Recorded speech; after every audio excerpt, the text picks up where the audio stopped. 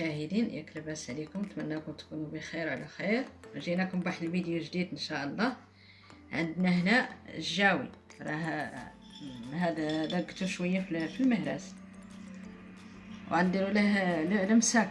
عندنا هذا النوع ديال المسك، وعندنا هذا ديال الليترو.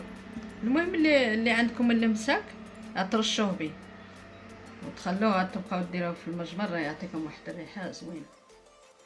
دابا جي نديرو في هاد البطه ديال المسك. انا شاريه فيها البخور، ونديرو واحد الميكا تكون خاويه، ديروها بحال هكا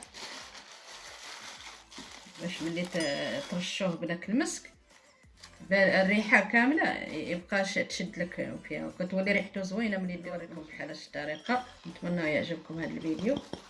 راه تجيبوا هذاك الجاوي وتدقوه في المهراز ولا.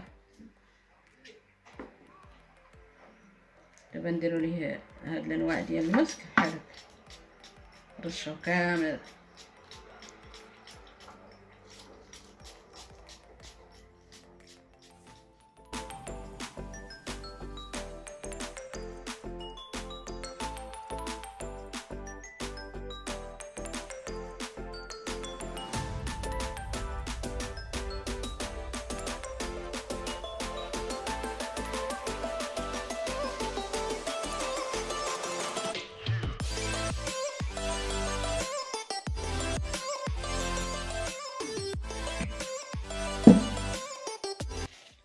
نخلطو مزيان.